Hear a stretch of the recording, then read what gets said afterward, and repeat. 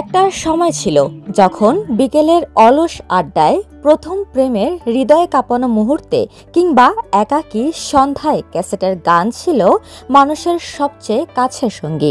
Smartphone, Facebook কিংবা ইউটিউবের ছোঁয়ায় সে রূপালী দিনগুলো আজ শুধুই স্মৃতি। ডিজিটাল যুগের চকচকে পর্দায় হারিয়ে গেছে ক্যাসেটের মায়াবী সুর। কিন্তু রাজধানীর গুলিস্তান স্টেডিয়াম মার্কেটের এক কোণে এখনো অতীতের সুরকে আঁকড়ে ধরে আছেন মোহাম্মদ শামীম। আপনার 92 সাল থেকে পুরোদমে ক্যাসেটের ব্যবসাটা আমি করি। আমার একটা আপনার রাজধানী সুপার মার্কেটের দোকান ছিল, আর একটা বাইতুমুকাররম আপনার নিউ আপন ইলেকট্রনিক্স 19 নম্বর দোকান ছিল। আর আপনার এখানেও আছে, আমি প্রায় 7-8 বছর নিচেও ছিলাম। এটা ক্যাসেটটা এখন আগের মতো চলে না, তো তাই আমার নানান সময় নানান জায়গায় যাইতে হয়। মন করেন মাস গেলে ভাড়া গুনতে হয়, বাসা ভাড়া গুনতে হয়, দোকান ভাড়া গুনতে হয়। তো এগুলা নিয়ে আমি এখন বেঁচে আছি। রাজধানীর গুলিস্তান স্টেডিয়াম মার্কেটের দ্বিতীয় তলায় দেখা মিলবে শামীম ব্যাটারি হাউসের, যেখানে এখনো পাওয়া যায় হাজার হাজার ক্যাসেট।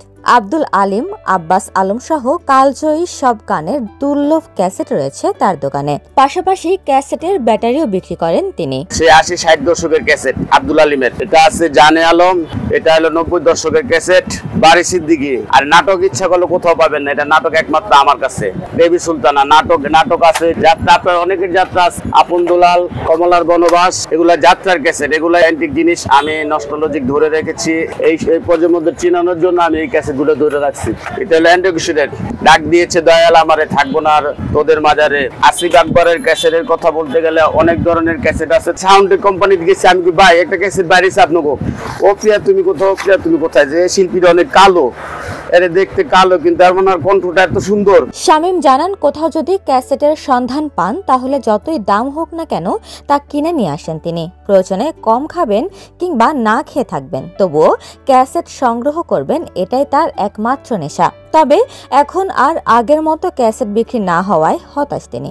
আমি আপনার ক্যাসেট, আমার আব্বা ছিল, আমার ভাইরা ছিল, 2-3টা ভাই আমার সাথে ছিল, আমার ফুফাতো ভাই আমার সাথে ছিল, আমার পুরো পরিবারটা এই ক্যাসেটের সাথে জড়িত ছিল একটা সময়। এখন ওরা বলে যে ভাই আপনি এটা কি ব্যবসাটা তো দেখি না, এখন চলে না। ওরা আস্তে আস্তে সবাই সাইড কেটে গেছে। যাই হোক, আমি এটা ধরে রাখছি। 90 দশকে অনেকেই ব্যক্তিগতভাবে ক্যাসেট সংগ্রহ করতেন। প্রিয় শিল্পীর নতুন অ্যালবাম বের হলে কে কার আগে সংগ্রহ করবে তা নিয়ে চলতো প্রতিযোগিতা। সেই উন্মাদনা সবাই ভুলে গেলেও স্মৃতিগুলো এখনো ভুলতে পারেননি শামীম। মানুষের মন থেকে মুছে যাওয়া স্মৃতিগুলো আঁকড়ে ধরে বেঁচে থাকতে চান এই ক্যাসেট প্রেমী মানুষটি। ক্যাসেট যে শিল্পী যে গান গাইতো ওইটাই আমি কালেকশন করে আমার এখানে রাখতাম। আর আমি এখন রাখছি শুধু আপনার আমাদের প্রজন্ম, যারা আমাদের নাতি পুতি যারা নেক্সটে আসবে ওদেরকে চিনানোর জন্য।